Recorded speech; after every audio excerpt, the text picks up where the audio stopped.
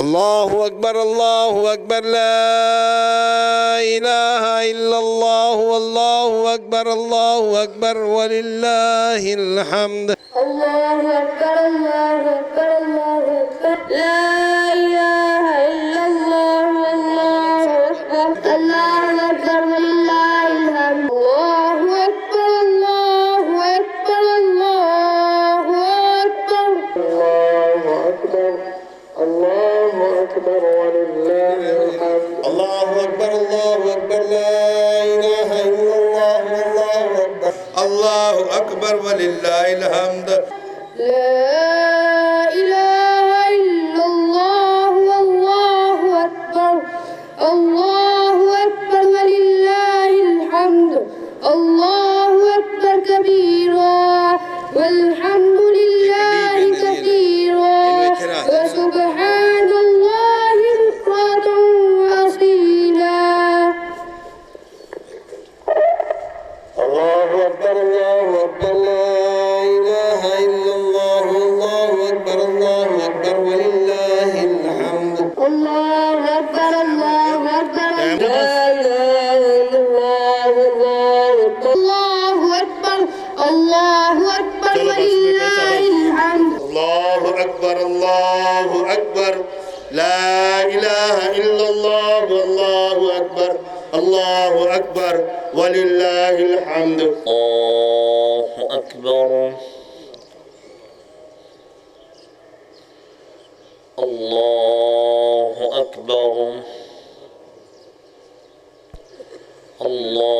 الله أكبر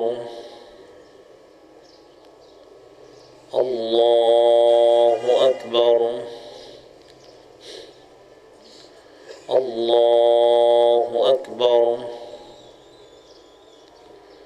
الله أكبر الله أكبر الله أكبر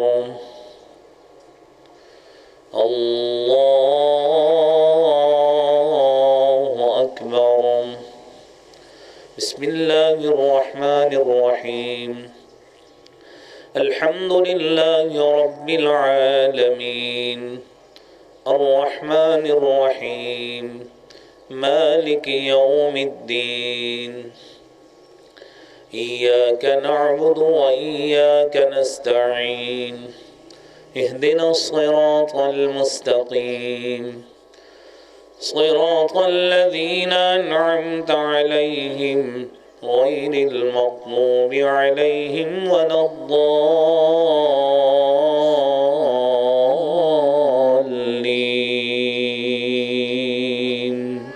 آمين. سبح اسم ربك الأعلى الذي خلق فسوى والذي قدر فهدى والذي أخرج المرعى فجعله غثاء أحوى. سنقرئك فلا تنسى إلا ما شاء الله إنه يعلم الجهر وما يخفى ونيسرك لليسرى فذكر إن نفعت الذكرى. سيذكر من يخشى ويتجنبها الأشقى الذي يصلى النار الكبرى ثم لا يموت فيها ولا يحيا. قد أفلح من تزكى وذكر اسم ربه فصلى. بل تؤثرون الحياة الدنيا والآخرة خير وأبقى. إن هذا لفي الصحف الأولى صحف إبراهيم وموسى. الله أكبر.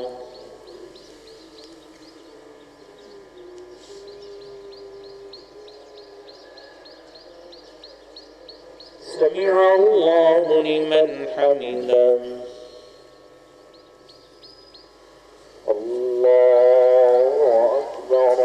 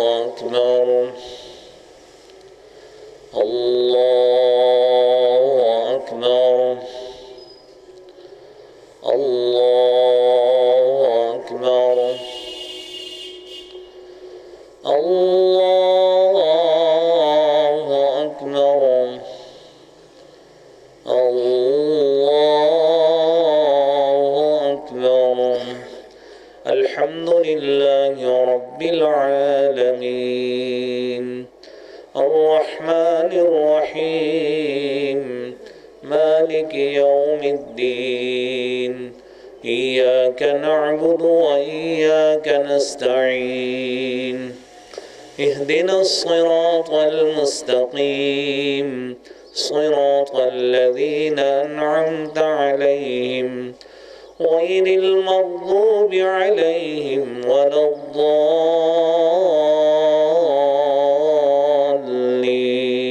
الضالين آمين.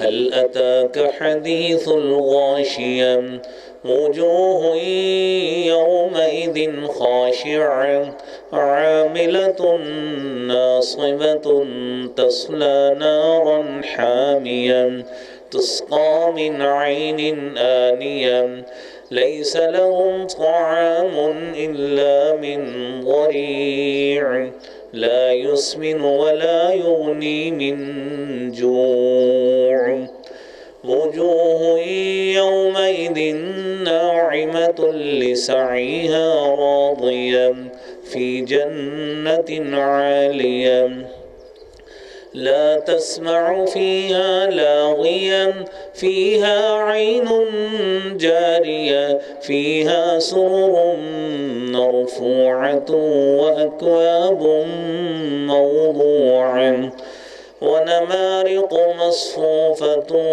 وزرابي مبثوثة أفلا ينظرون إلى الإبل كيف خلقت وإلى السماء كيف رفعت وإلى الجبال كيف نصبت وإلى الأرض كيف سطحت فذكر إنما أنت مذكر لست عليهم بمسيطر إلا من تولى وكفر فيعذبه الله العذاب الأكبر إن إلينا إيابهم ثم إن علينا حسابهم. الله أكبر.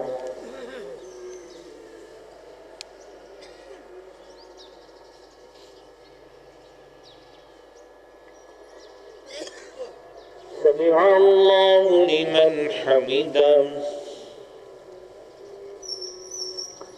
الله أكبر.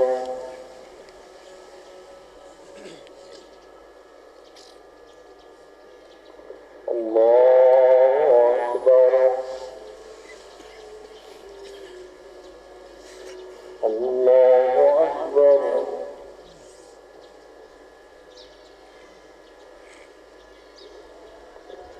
الله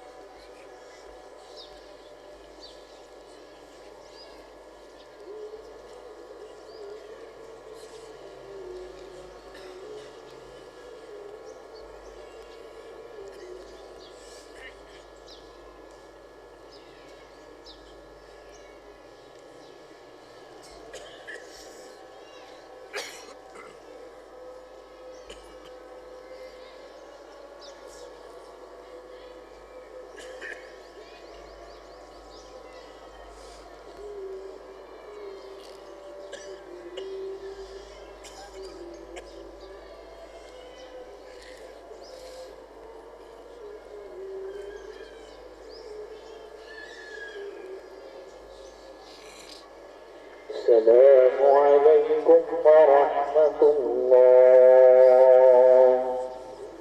السلام عليكم ورحمة الله.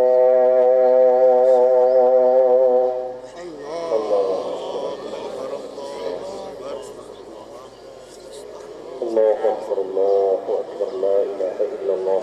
اعوذ باللہ السمیع العلیم من الشیطان الرجیم بسم اللہ الرحمن الرحیم فسبح بحمد ربک وکن من الساجدین واعبد ربک حتی یأتیک الیقین صدق اللہ العظیم۔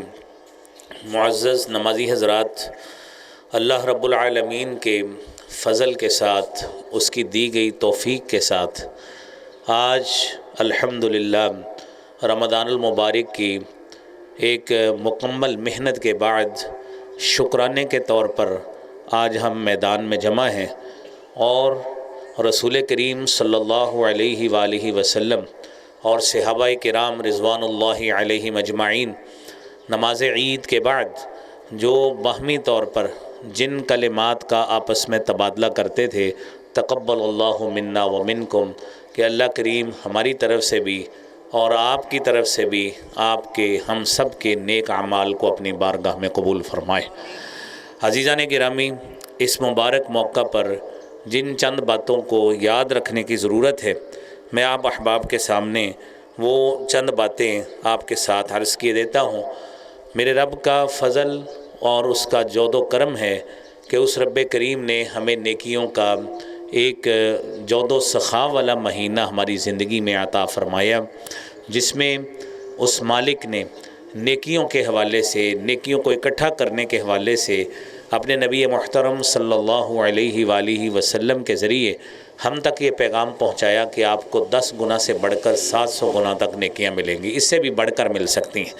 ہر شخص نے اپنی بساط کے مطابق اللہ کے فضل کے ساتھ، اس کی دی گئی توفیق کے ساتھ اپنی اپنی محنت کی، اور آج اللہ رب العالمین کے ہاں ہم اجر وصول کرنے کے لیے، دعا کے حصول کے لیے آئے ہیں، شکرانے کے طور پہ آئے ہیں۔ لہذا اس اللہ رب العالمین کا شکر ادا کرتے ہوئے یہ نہیں بھولنا چاہیے کہ یہ سارا کچھ اسی کی دی گئی توفیق کے ساتھ ہے، اسی کے فضل کے ساتھ ہے۔ اگر اس کی توفیق نہ ہوتی، اس کا دیا گیا ہمیں اخلاص، ایمان اور یہ دولت نہ ہوتی، تو آج یہ ہم کبھی بھی یہ نیکیاں نہ کر پاتے۔ میرے عزیز بھائیوں، دوسری بات یہ ہے کہ اس موقع پر اہم بات جو ذہن میں رکھنے والی ہے وہ یہ ہے کہ عبادات کا تسلسل، جو بھی آپ نے سورہ ہجر کی آیت 98 اور 99 نمبر سنی ہے کہ فسبح بحمد ربک وکن من الساجدین، کہ اپنے رب کی تسبیح بیان کرتے رہنا ہے اور اپنے آپ کو اللہ کے آگے جھکا کے رکھنا ہے، اور اس وقت تک عبادت کرنی ہے جب تک موت نہیں آ جاتی۔ مومن کی شان ہی یہی ہے۔ مومن ایک لمحے کے لیے عبادت نہیں کرتا، یا ایک ہفتے کے لیے نہیں کرتا، یا ایک مہینے کے لیے نہیں کرتا، اس کے سال کے سارے دن اسی طرح ہی گزرتے ہیں کہ کوئی موقع وہ ہاتھ سے نہیں مومن جانے دیتا جس میں اللہ کی اور اس کے رسول کی اطاعت نہیں ہوتی۔ تو لہذا اس مبارک موقع پر اللہ رب العالمین سے یہ عہد کرنا چاہیے کہ یہ عبادات جو ہم نے رمضان میں نماز کی صورت میں پابندی کی، روزے کی صورت میں پابندی کی، اور پھر اسی طرح ہی صدقہ و خیرات کی صورت میں پابندی کی، تلاوت آیات کی صورت میں پابندی کی، یہ سلسلہ رمضان کا انتہا ہونے پر یہ ختم نہیں ہونا چاہیے، بلکہ یہ سلسلہ اس کے بعد بھی اسی طرح ہی نمازوں کی پابندی والا، بالخصوص تلاوت آیات والا یہ سلسلہ جاری رہنا چاہیے۔ مومن کی یہی شان ہے اور یہی آن ہے، اور مومن اسی طرح ہی کرتا ہے، دین اور شریعت کا یہی حکم ہے۔ عزیزان گرامی، تیسرا عمل یہ ہے کہ رمضان کے بعد آپ جانتے ہیں کہ شریعت نے ہمیں ایسے موقع فراہم کیے ہیں کہ جہاں پہ ہم نیکیوں کو بہت اچھے طریقے سے پورے سال پر محیط نیکیاں اکٹھی کر سکتے ہیں۔ صحیح مسلم کی حدیث ہے، اللہ کے رسول صلی اللہ علیہ وآلہ وسلم نے فرمایا ہے، من صام رمضان ثم اتبعہ ستا من الشوال کان کمن صام الدہر، کہ جس نے رمضان کے روزے رکھے، ثم اتبعہ ستا من الشوال، پھر اس نے 6 روزے شوال کے بھی رکھے، تو نیکیوں کے حصول میں کم از کم جو 10 نیکیاں ہمیں ملتی ہیں، ہم 6 روزے یہ رکھیں 30 ہم نے رمضان کے رکھے تو نبی کریم صلی اللہ علیہ وآلہ وسلم نے صحیح مسلم کی 1164 نمبر حدیث میں فرمایا ہے کان کمن صام الدہر، اس کی مثال ایسے ہے کہ جس طرح اس نے سارے زمانے کے روزے رکھے، ہر سال یہ عمل جاری رہے، انشاءاللہ اللہ کے حضور ہم ایسے ہی پیش ہوں گے کہ جس طرح سارے زمانے کے روزے رکھ کے گئے۔ اور یہ کبھی نہ بھولیے گا کہ ایک نفلی روزہ جو بھی ہم مومنوں میں سے مسلمانوں میں سے کوئی شخص رکھتا ہے، اللہ کے رسول صلی اللہ علیہ وسلم نے فرمایا ہے، صحیح بخاری کتاب الجہاد کی حدیث ہے کہ جو شخص من صام یوما فی سبیل اللہ، جو شخص ایک روزہ اللہ کی رضا میں اللہ کے رستے میں رکھتا ہے تو اس کی کیفیت یہ ہے بعد اللہ وجہہ عن النار 70 خریفا، اللہ کریم اس کے چہرے کو 70 سال جہنم کی آگ سے دور کر دیتے ہیں۔ تو آپ تصور کریں کہ اگر ہم ہر سال اسی طرح ہی روزے تسلسل سے رکھیں تو اللہ کریم ہمیں جہنم سے کتنی دوری عطا فرمائیں گے، یہ اس کی رحمت کا کتنا بڑا اظہار ہوگا۔ تو عزیزان گرامی، اس کے بعد چوتھا نمبر یہ ہے کہ ماہ قرآن تھا، جس کے ساتھ عوام الناس کو علماء قراء یہ توجہ دلاتے رہے۔ قیام اللیل اس بات کی غمازی کرتا ہے کہ یہ رمضان قرآن کا مہینہ ہے، قرآن آپ نے پڑھا، اب اس سے بے وفائی مت کیجئے۔ نبی کریم صلی اللہ علیہ وآلہ وسلم نے فرمایا اقرأ القرآن، قرآن پڑھا کرو، فإنہ یأتی یوم القیامۃ شفیعا لأصحابہ، یہ قیامت کے روز اپنے صاحب کے لیے سفارشی بن کے آئے گا، لہذا اس سفارشی کو اگنور مت کیجئے، اس کو کم اہمیت مت دیجئے، اپنا سفارشی رکھنا ہے۔ ہم میں سے کوئی شخص اپنی زندگی کی انتہا کو نہیں جانتا، لہذا سفارشی سے بے وفائی مت کیجئے، اس کو سارا سال تسلسل کے ساتھ اس قرآن کریم کی تلاوت کیجئے۔ پانچویں بات یہ ہے، یہ ماہ رمضان یہ تربیت کا مہینہ تھا، جس نے ہماری ہر لحاظ سے تربیت کی، وقت کو مینج کیا، اور نہ ہم سحری اپنی مرضی کے مطابق کر سکتے ہیں، نہ افطاری اپنی مرضی کے مطابق کر سکتے ہیں، یہ شریعت نے ہمیں پابند کیا ہے، ہم اس کے مطابق ہی کریں گے تو اس کے مطابق نیکیاں ملیں گی۔ لہذا یہ جو تربیت کا شریعت نے ہمارے لیے ایک معیار مقرر کیا ہے، اسی معیار کو 5 نمازوں میں بھی قائم رکھیے، اسی معیار کو اپنے بقیہ امور زندگی میں بھی قائم رکھیے جو شریعت نے ہمارے لیے مقرر کیے ہیں۔ اور پھر اس کے بعد چھٹا عمل یہ ہے کہ گناہوں سے توبہ کرنی ہے، جس طرح پہلے کی یہ تسلسل گناہوں کی توبہ کا، یہ میرے بھائیوں رمضان تک محیط نہیں ہوتا کہ آج رمضان کی 30 گزر گئی، توبہ کر لیے بغیر رمضان دیکھی جائے گی۔ مومن کی شان یہ ہے، سورہ نساء میں اللہ فرماتے ہیں انما التوبۃ علی اللہ للذین یعملون السوء بجہالہ، کہ مومن وہ آدمی ہوتا ہے کہ جس سے جہالت میں نادانی میں گناہ ہو جاتا ہے، پھر وہ فوری توبہ کرتا ہے۔ اللہ بھی ایسے لوگوں کی توبہ کو قبول کرتے ہیں، لہذا کوئی بھی عمل ہو جائے، کوتاہی ہو جاتی ہے، شیطان بھی انسان کو ورگلاتا ہے۔ کچھ انسان کی طبع میں ویسے بھی یہ عمل شیطانی لحاظ سے داخل ہے، کیونکہ شیطان انسان کے خون میں ایسے چلتا ہے، مجرى الدم اس کے اندر ایسے چلتا ہے جس طرح خون چلتا ہے۔ تو میرے بھائیوں، اللہ سے فوری طور پر یہ توبہ کا عمل ہمیں جاری رکھنا چاہیے۔ اور پھر اس کے ساتھ ساتھ نیک اعمال کا یہ ہے، جتنے کیے ہیں رمضان میں کیے، اب اس پر استقامت کی دعا کیجئے۔ ام المومنین سیدہ ام سلمہ رضی اللہ تعالی عنہا سے صحابی نے پوچھا کہ ما کان اکثر دعائی رسول اللہ صلی اللہ علیہ وآلہ وسلم، اللہ کے رسول صلی اللہ علیہ وسلم کی اکثر دعا کیا ہوا کرتی تھی؟ تو سیدہ فرماتی ہیں آپ کی دعا ہوتی تھی اللہم یا مقلب القلوب ثبت قلبی علی دینک، اے اللہ اے دلوں کو پلٹنے والے، ثبت قلبی علی دینک، میرا دل اپنے دین پر ثابت قدم رکھ۔ وہ آقا انعامدار سرتاج الرسل جناب محمد مصطفیٰ صلی اللہ علیہ وآلہ وسلم اگر نیکی پر استقامت کی دعا مانگ سکتے ہیں، ہم ان سے کئی کروڑوں درجے ہمیں زیادہ ضرورت ہے، ہمیں استقامت کی زیادہ ضرورت ہے۔ لہذا اللہ رب العالمین سے یہ دعا کرنی چاہیے، اور یہ دوسری دعا بھی کرنی چاہیے جو آپ نے حضرت معاذ بن جبل رضی اللہ تعالیٰ عنہ کو سکھائی، اللہم اعنی علی ذکرک و شکرک و حسن عبادتک، اے اللہ میری مدد کر، علی ذکرک اپنا ذکر کرنے پر، و شکرک اپنا شکر کرنے پر، و حسن عبادتک اللہ اچھی عبادت کرنے پر میری مدد کر۔ اور 8ویں بات میرے عزیزو یہ ہے کہ عید کے دن شریعت کی حدود کی پابندی کریں۔ میری خصوصاً میری بہنوں سے گزارش ہے کہ جس طرح پردہ دیور سے پہلے واجب تھا نا، آج بھی ویسے ہی ہے۔ بہنوئی سے پردہ پہلے بھی واجب تھا، آج بھی وہی ہے۔ یہ شادیوں پہ، یہ عید کے دنوں میں پردہ اتر نہیں جاتا، اور زیب و زینت جس طرح غیر محرم کے سامنے حرام ہے، یہ عید کے دن بھی ویسے ہی ہے، عید کے دنوں میں بھی ویسے ہی ہے۔ اور پردے کو خصوصی طور پر اس کا عمل کرنا اور مرد حضرات سے گزارش ہے کہ اپنی خواتین کو فیسیلیٹیٹ کریں، مت ایسی مجالس میں جائیں جہاں پہ خواتین ہیں کہ یہ کوئی نہیں ساڈی دھی ورگی ہے، یہ کوئی نہیں ساڈی بھانجی ورگی ہے، یہ بھتیجی ورگی ہے، اور ورگی ہونا ہور گل ہے تے اصل ہونا ہور گل ہے۔